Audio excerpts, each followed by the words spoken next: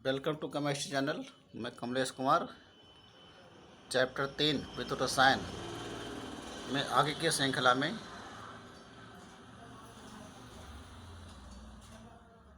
विद्युत चालक के बारे में बताऊंगा।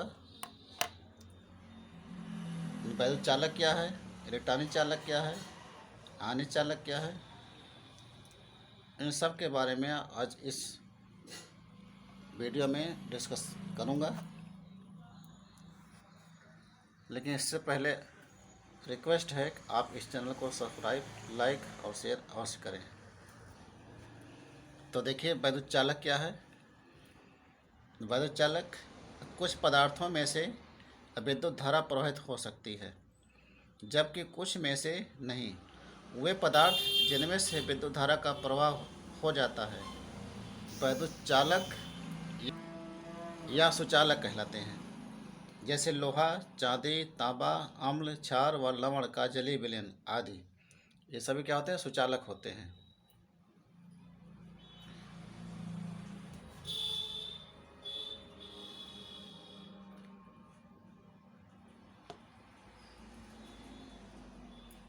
यानी कि वे पदार्थ जिनमें से विद्युत धारा का प्रवाह नहीं होता है और विद्युत के कुचालक या विद्युत रोधी कहलाते हैं। जैसे कांच, मोम तथा आभरक, ये सब जो होते हैं ये विद्युत के कुचालक होते हैं। इसमें धारा का प्रवाह नहीं होता है। अब विद्युत धारा प्रवाहित होने के लिए आवश्यक परिस्थितियाँ, जब विद्युत धारा प्रवाहित होती है उसके लिए कौन कौन सी परिस्थितियाँ आवश्यक होनी चाहिए। किसी भी पदार्थ में से विद्युत धारा के प्रवाहित होने के लिए निम्नलिखित दो परिस्थितियाँ आवश्यक हैं। पहला, पदार्थ में आवेश वाहक की उपस्थिति। जो आवेश है, मुक्त इलेक्ट्रॉन वगैरह हैं, ये सब आवेश वाहक कहलाते हैं। और दूसरा है आवेश वाहक को एक स्थान दूसरे स्थान तक ले जाने वाला बल, जो वैद्युत बल होता है, आकर्षण बल होता है, इन सब बल की आवश्यकता होती है।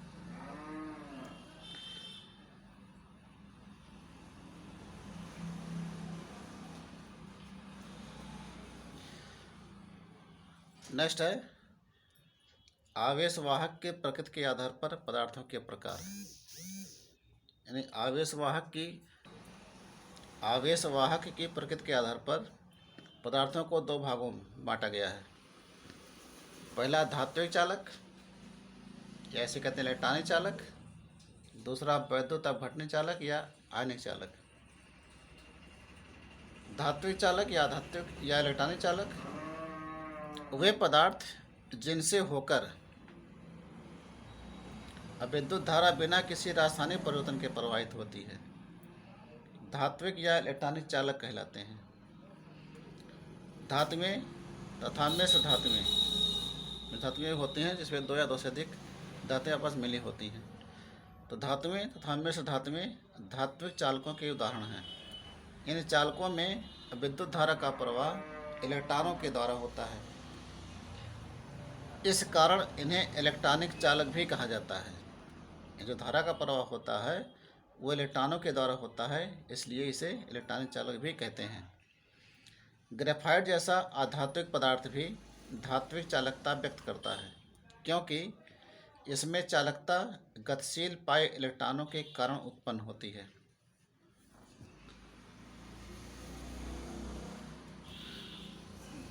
दूसरा, वैद्युत अपघटनी चालक या आयनिक चालक।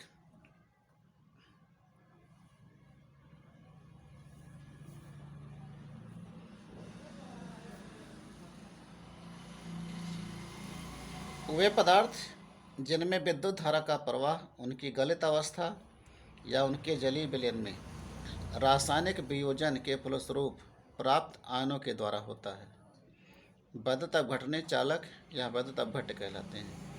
यानी कि धात्विक चालक में धारा का प्रवाह इलेक्ट्रॉनों के द्वारा होता है और वैद्युत अपघटनी चालक में धारा का प्रवाह आयनों के द्वारा होता है। इनमें आयन द्वारा विद्युत धारा के प्रवाह के कारण इन्हें आयनिक चालक भी कहा जाता है। उदाहरणार्थ, अम्ल, क्षार तथा लवण के विलयनों में चालकता।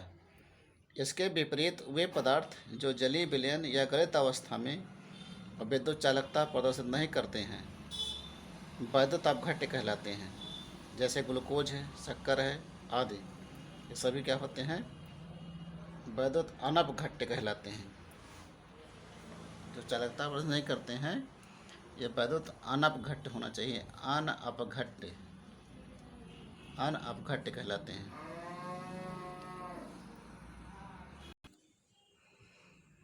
मिश्रित चालक किसे कहते हैं? कुछ पदार्थ ऐसे भी होते हैं जिनमें वैद्युत धारा का प्रवाह आंशिक इलेक्ट्रॉनिक तथा आंशिक आयनिक होता है। ऐसे पदार्थ मिश्रित चालक कहलाते हैं। उदाहरण के लिए द्रव अमोनिया में सोडियम धातु का विलयन एवं संगलित क्यूपरस क्लोराइड, ये सभी जो होते हैं मिश्रित चालक कहलाते हैं। वैद्युत अपघट्य वे पदार्थ होते हैं जो जलीय विलयन में अथवा गलित अवस्था में वैद्युत धारा प्रवाहित करने पर अपने आयनों में आयनित या वियोजित हो जाते हैं या टूट जाते हैं। जैसे सोडियम क्लोराइड के जलीय विलयन में वैद्युत धारा प्रवाहित करने पर यह सोडियम आयन तथा क्लोराइड आयन में आयनित हो जाता है। अर्थात सोडियम क्लोराइड का जलीय विलयन ये वैद्युत अपघट्य होता है। धारा प्रवाहित करने पर कैथोड पर सोडियम आयन देता है और एनोड पर क्लोराइड आयन देता है। इसका वैद्युत अपघट्य के प्रकार: जलीय विलयन में वियोजन या आनयन के आधार पर वैद्युत अपघट्य दो प्रकार के होते हैं। पहला प्रबल वैद्युत अपघट्य या स्ट्रांग इलेक्ट्रोलाइट्स, और दूसरा दुर्बल वैद्युत अपघट्य या वीक इलेक्ट्रोलाइट्स।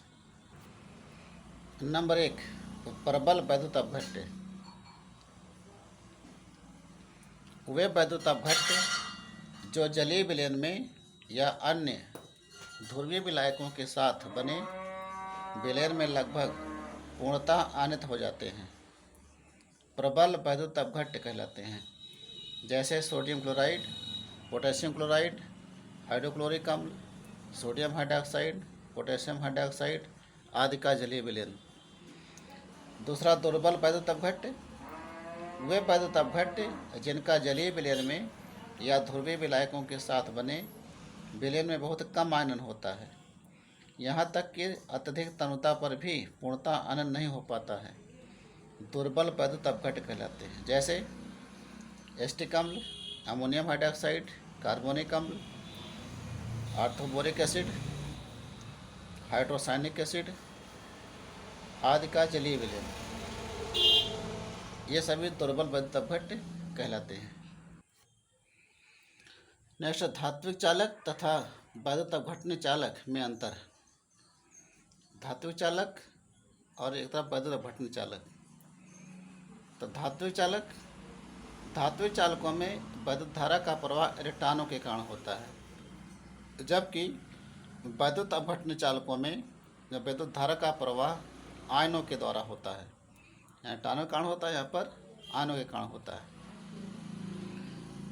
दूसरा है, धात्विक चालकों में विद्युत धारा के प्रवाह से कोई रासायनिक परिवर्तन नहीं होता है, अर्थात रासायनिक गुणों में कोई परिवर्तन नहीं होता है। जबकि वैद्युत अपघटन चालकों में विद्युत धारा के प्रवाह से रासायनिक परिवर्तन होता है, अर्थात रासायनिक गुण परिवर्तित हो जाते हैं।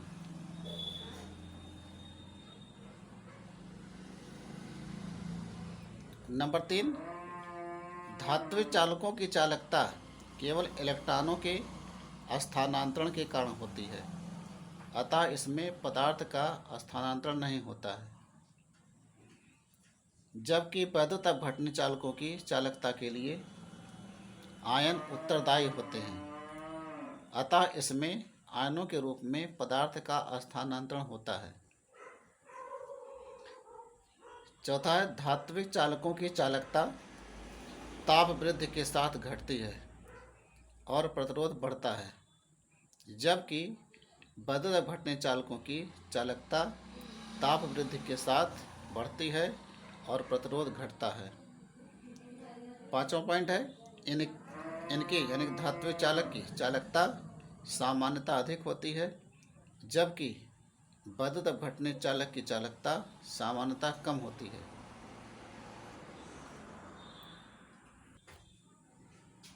वैद्युत अपघटनीय विलयनों का चालकत्व है। किसी वैद्युत अपघट्य के विलयन या उसकी गलित अवस्था में विद्युत धारा प्रवाहित करने की क्षमता उसका विद्युत अपघटनीय चालकत्व कहलाती है। वैद्युत अपघटनों के विलयन में विद्युत धारा का प्रवाह ओम के नियम के अनुसार होता है। ओम के नियम के अनुसार किसी चालक में से प्रवाहित होने वाली विद्युत धारा I चालक के प्रतिरोध R के व्युत्क्रमानुपाती होती है, अर्थात I प्रोपोर्शनल 1/R। यदि वैद्युत अपघटनीय चालक के दोनों सिरों पर विभवांतर B हो तो I = V/R या R = V/I। समीकरण नंबर 1, जहाँ I का मात्रक एम्पियर, इसको दिखाते हैं A से, V का मात्रक वोल्ट, इसको दिखाते हैं V से, R का मात्रक ओम, इसको दिखाते हैं इस तरह से।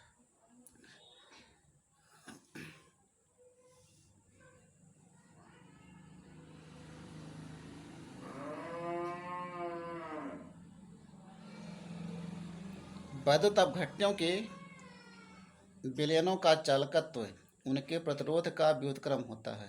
इसे C से व्यक्त किया जाता है। चालकत्व C का मात्रक प्रति ओम या महो होता है। SI पद्धति में चालकत्व का मात्रक सीमेंस होता है।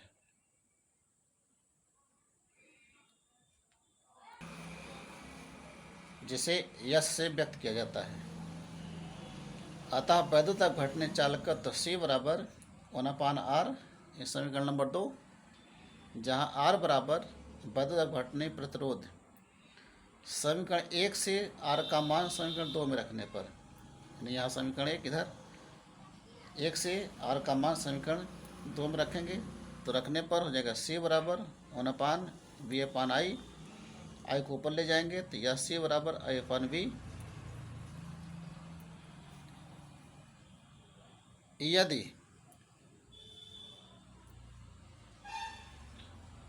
V = 1 वोल्ट तब C बराबर I, अर्थात किसी वैद्युत अपघट्य के विलयन का चालकत्व C उस विलयन में प्रवाहित होने वाली उस विद्युत धारा I के समान होता है जो इलेक्ट्रोडों के मध्य 1 वोल्ट का विभवांतर लगने पर उत्पन्न होता है।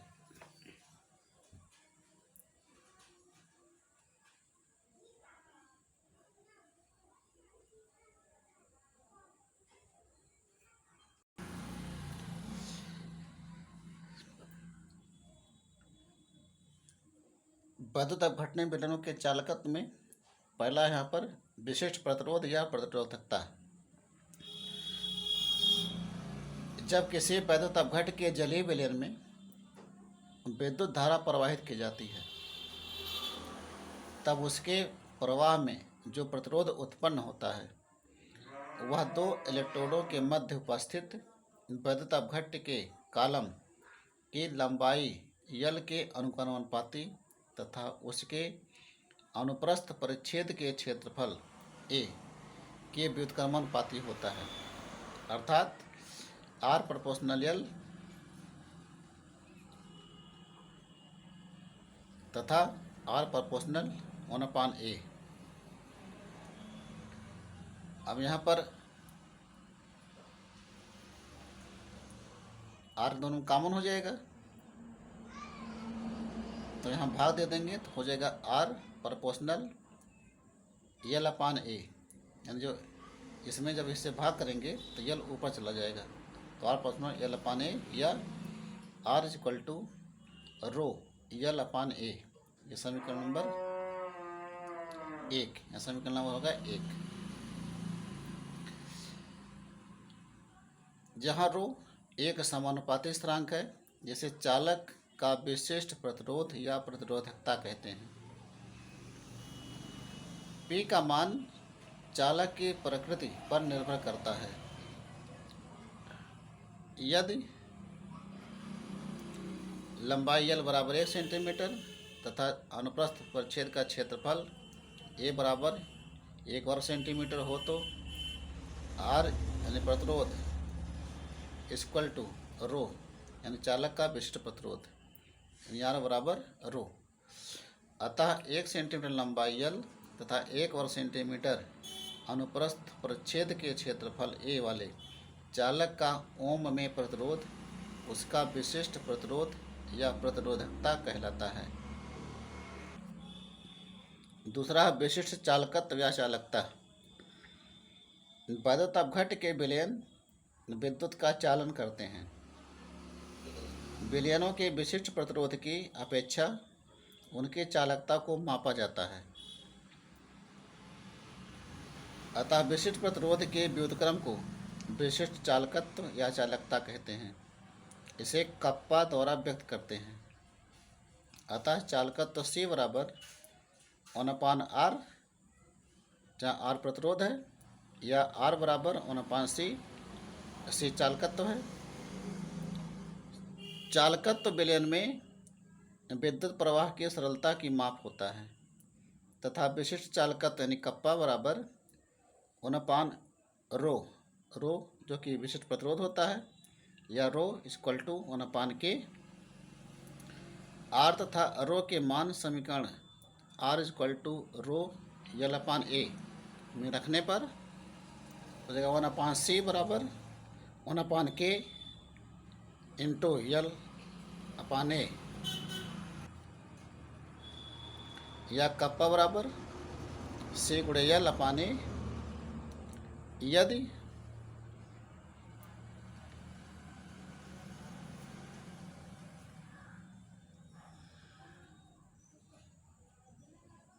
यदि L बराबर 1 सेंटीमीटर तथा A बराबर 1 वर्ग सेंटीमीटर, तब इसमें जब मान रख देंगे L और A का, तो यहाँ बचेगा K बराबर 80।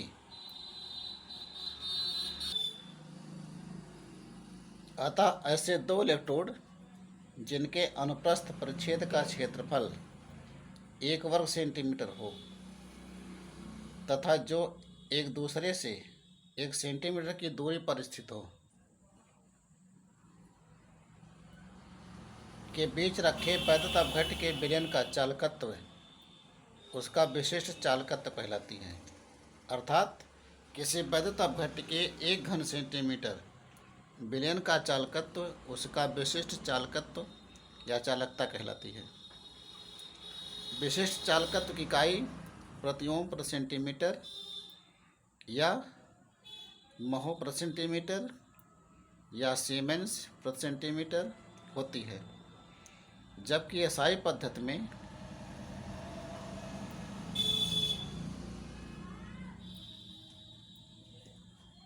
पद्धति में इसकी इकाई प्रति ओम प्रति मीटर या महो प्रति मीटर या सीमेंस प्रति मीटर होती है। नंबर 3, सेल स्थिरांक। किसी सेल के दो समांतर इलेक्ट्रोडों के मध्य की दूरी और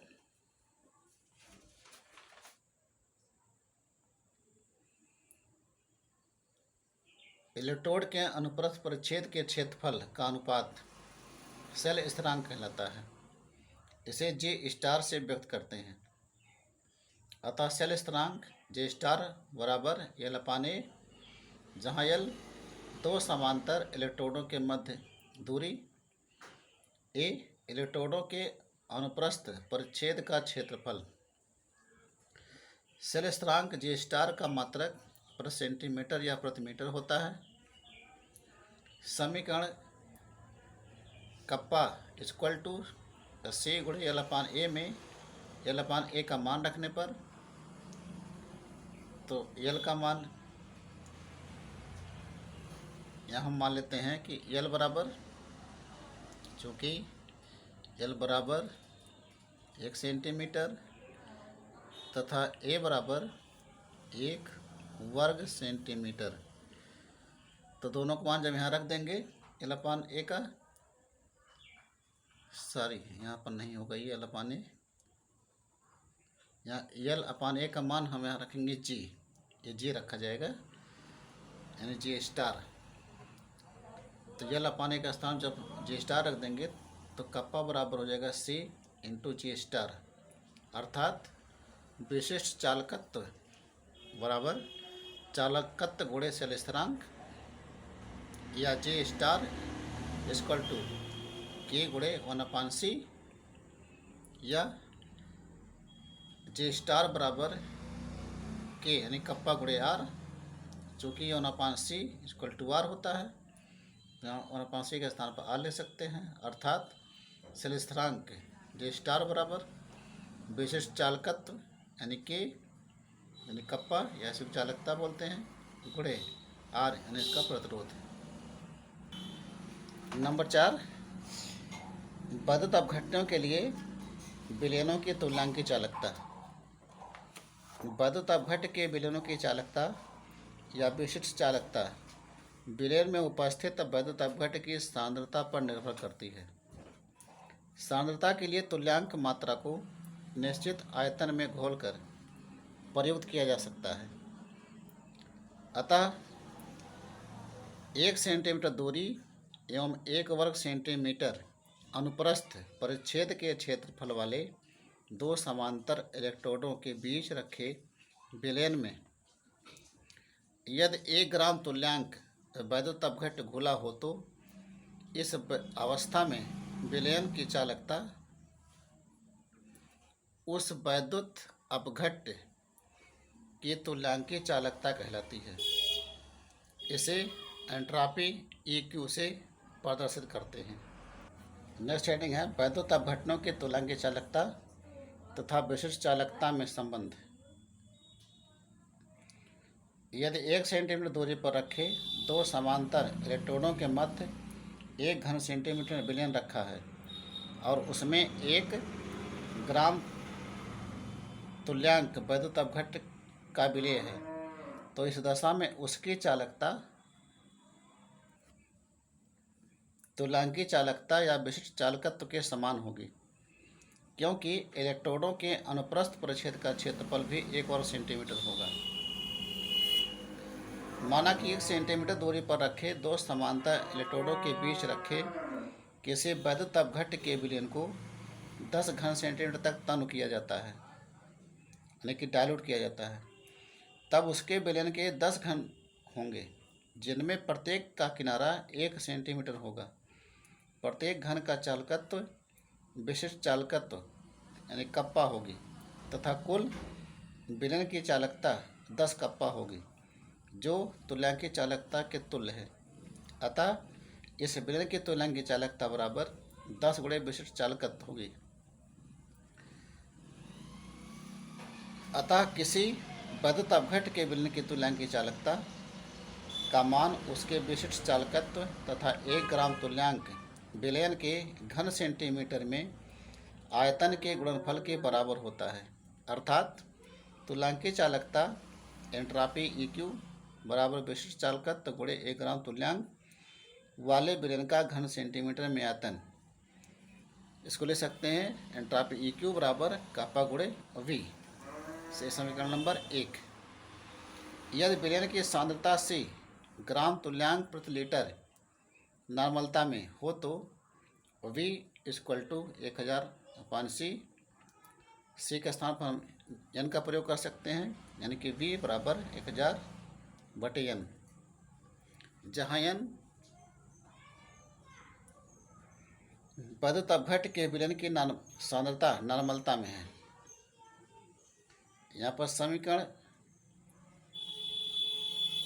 यहाँ पर 1 हो जाएगा। समीकरण 1 में V का मान रखने पर, यहाँ समीकरण 1 है इसमें V का मान रखेंगे तो हो जाएगा एंट्रॉपी EQ बराबर कप्पा गुणे 1000/n, समीकरण नंबर 2। इस सूत्र की सहायता से विद्युत अपघट्यों के विलयन की तुल्यांकी चालकता की गणना की जा सकती है। तुल्यांकी चालकता की इकाई बराबर प्रति ओम प्रति सेंटीमीटर बटा ग्राम तुल्यांक प्रति घन सेंटीमीटर, अर्थात प्रति ओम सेंटीमीटर स्क्वायर प्रति तुल्यांक या महो सेंटीमीटर स्क्वायर प्रति तुल्यांक या सीमेंस सेंटीमीटर स्क्वायर प्रति तुल्यांक। एसआई पद्धति में तुल्यांक की चालकता की इकाई सीमेंस मीटर स्क्वायर प्रति तुल्यांक होती है।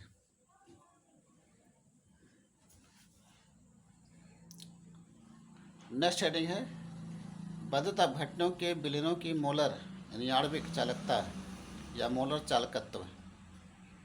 यदि वैद्युत अपघटनों के विलीनों की सांद्रता को नॉर्मलता के स्थान पर मोलरता में व्यक्त किया जाता है तो उस स्थिति में तुल्यांकीय चालकता के स्थान पर मोलर चालकता पद प्रयुक्त किया जाता है।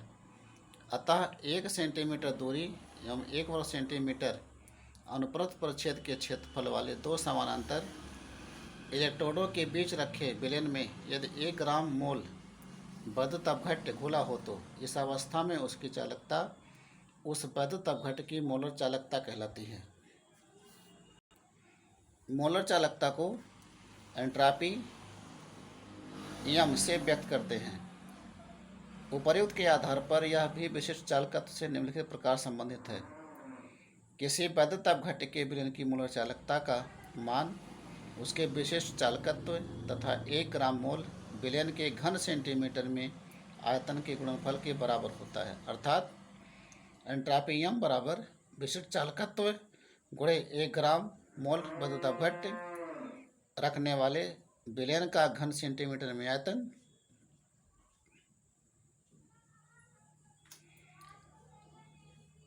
या एंट्रॉपी एम बराबर विशिष्ट चालकत्व कप्पा और आयतन यहाँ वी तो एंट्रॉपी एम गुणे कप्पा गुणे वी या एंट्रॉपी एम बराबर कप्पा गुणे 1000/c या इसको ले सकते हैं सी के स्थान में एम का प्रयोग करेंगे तो हो जाएगा एंट्रॉपी एम बराबर कप्पा गुणे 1000/m,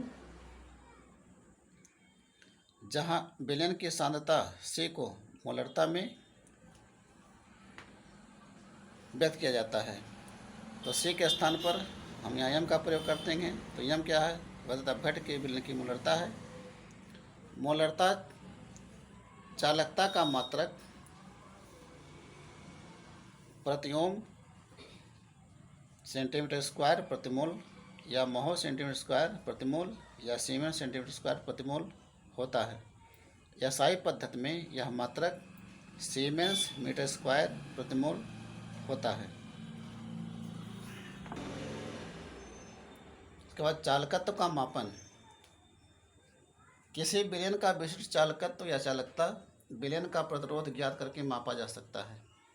विलयन का प्रतिरोध व्हीटस्टोन ब्रिज विधि द्वारा ज्ञात किया जाता है। इस विधि में जिस विलयन की चालकता ज्ञात करनी होती है उसे एक विशेष प्रकार के पात्र में रखते हैं जिसे चालकता सेल कहते हैं। चालकता सेल को यहाँ दिखाया गया है।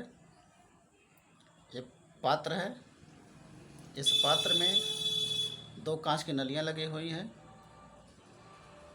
इन कांच की नलियों में यहाँ प्लेटिनम का इलेक्ट्रोड लगाया गया है और इसके अंदर विद्युत अपघट्य भरा गया है। अब विद्युत धारा प्रवाहित करने पर यह व्हीटस्टोन ब्रिज की भांति कार्य करता है और व्हीटस्टोन ब्रिज को हम चालकता सेल के द्वारा इस तरह से जोड़ते हैं जहाँ पर 3 प्रतिरोध R, R2, R3 और शून्य विक्षेपक सूचक X लगा होता है। यह हेडफोन होता है। इन सभी को एसी स्रोत से जोड़ दिया जाता है और इन प्रतिरोधों को एक चालकता सेल से जोड़ दिया जाता है और इसके अंदर विद्युत अपघट्य का विलयन भरा होता है जिसकी सांद्रता सी होती है।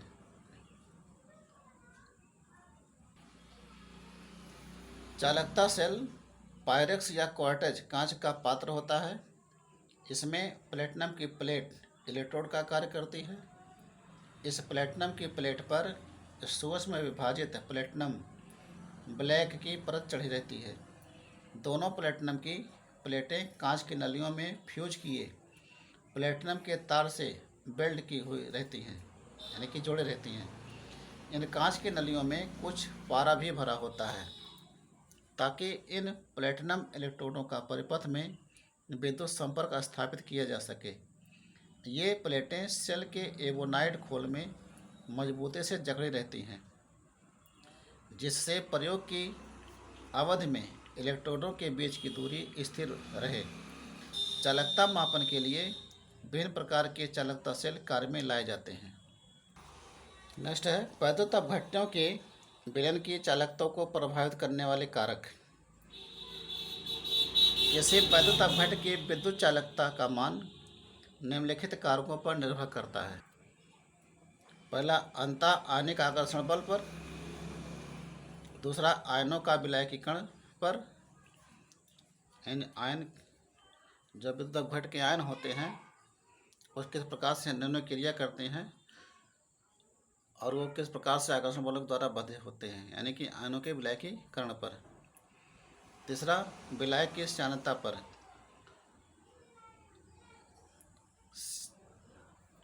यानी जो द्रवों के बहने का गुण होता है उनकी श्यानता कहलाता है, तो विलय की श्यानता पर। चौथा है ताप पर। और पांचवा है वैद्युत अपघट्य की प्रकृति पर।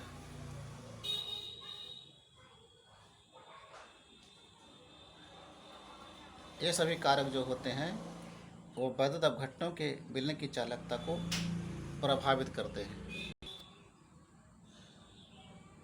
वैद्युत अपघट्यों की जलीय विलय में चालकता निम्नलिखित कारकों पर निर्भर करती है। आयनों पर आवेश कितना होता है उस पर निर्भर करता है। आयन किस तरह से गतिशील होते हैं उस पर निर्भर करता है। और विद्युत अपघट्य में आयनों की संख्या कितनी है उस पर निर्भर करता है। ये तीनों कारक वृद्धि होने पर वैद्युत अपघट्यों की चालकता में भी वृद्धि हो जाती है। सांद्रता के साथ चालकत्व में किस प्रकार परिवर्तन होता है। यानी वैद्युत अपघट्यों के विलयन का सांद्रता परिवर्तन के साथ चालकता में परिवर्तन होता है। वैद्युत अपघट्य के विलयन की विद्युत चालकता उसमें उपस्थित आयनों की संख्या पर निर्भर करती है। वैद्युत अपघट्यों के विलयनों को तनु करने पर, यानी डाइल्यूट करने पर उसके आयनन की दर बढ़ जाती है। फलस्वरूप आयनों की संख्या भी बढ़ जाती है, जिसके कारण विलयन की विद्युत चालकता बढ़ जाती है। वैद्युत अपघट्यों के विलयनों की तनुता में वृद्धि से उत्पन्न कम अंतरा आयनिक आकर्षण बल तथा श्यानता में कमी भी विद्युत चालकता में वृद्धि में सहायक होती है। विभिन्न प्रकार की चालकताओं पर सांद्रता का प्रभाव भिन्न भिन्न होता है, जो निम्नलिखित प्रकार से है।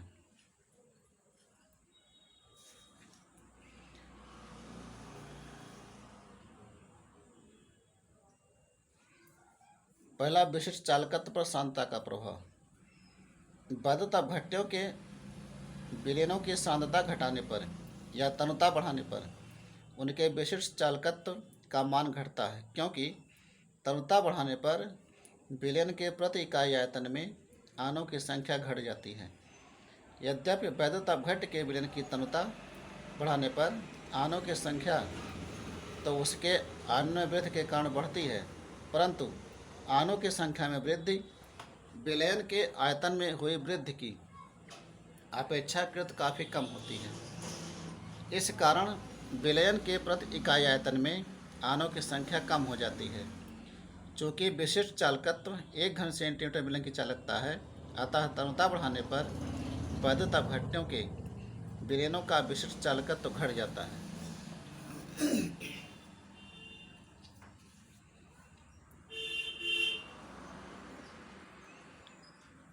दूसरा है तुल्यांकी चालकता व मोलर चालकता पर तनुता का प्रभाव।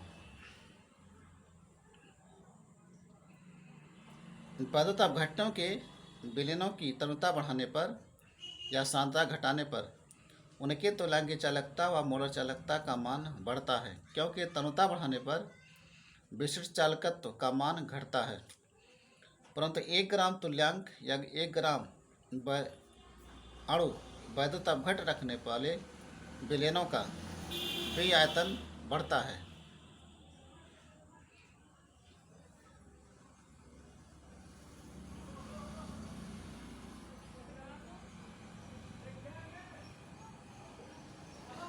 अतः 1 ग्राम तुल्यांक या 1 ग्राम मोल वैद्युत अपघट्य वाले विलयनों का विशिष्ट चालकत्व व विलयनों के आयतनों के गुणनफल का मान तनुता के साथ साथ बढ़ जाता है।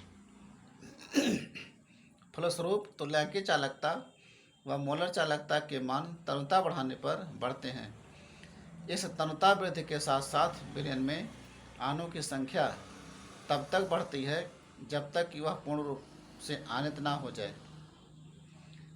यानी कि तुल्यांकीय चालकता बराबर विशिष्ट चालकत्व गुणे विलयन का आयतन जिसमें वैद्युत अपघट्य का 1 ग्राम तुल्यांक विलेय हो। दूसरा मोलर चालकता यानी मोलर चालकता बराबर विशिष्ट चालकत्व गुणे विलयन का आयतन जिसमें वैद्युत अपघट्य 1 ग्राम मोल विलेय हो। जब वैद्युत अपघट्य पूर्ण रूप से आयनित हो जाता है तो तुल्यांकीय चालकता का मान बढ़ना बंद हो जाता है। इस तनुता को अनंत तनुता कहते हैं तथा तुल्यांकीय चालकता के इस अधिकतम मान को अनंत तनुता पर तुल्यांकीय चालकता एंट्रॉपी अनंत कहते हैं।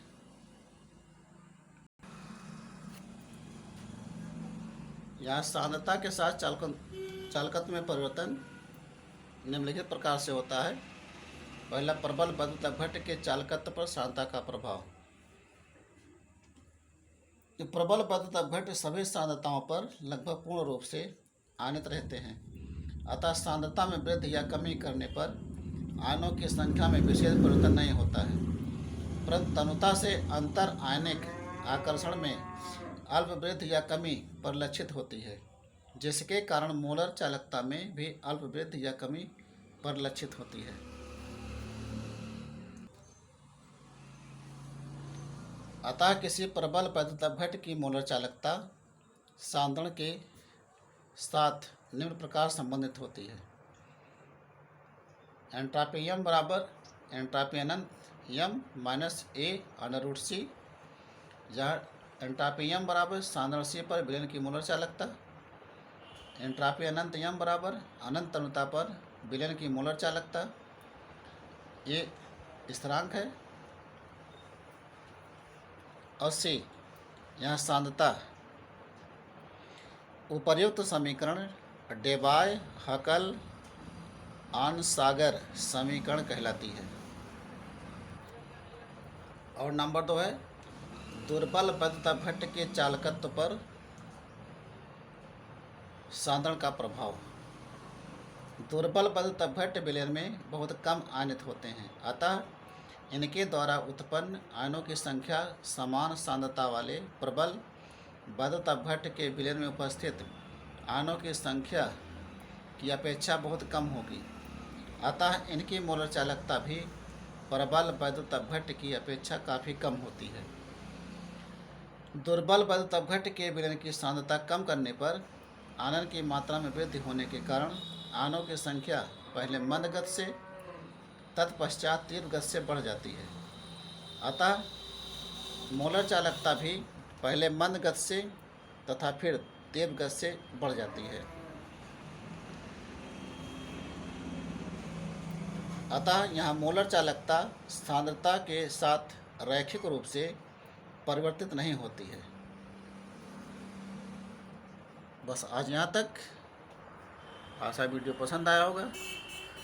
आपसे एक बार पुनः रिक्वेस्ट है, आप इस चैनल को सब्सक्राइब कर लें। धन्यवाद।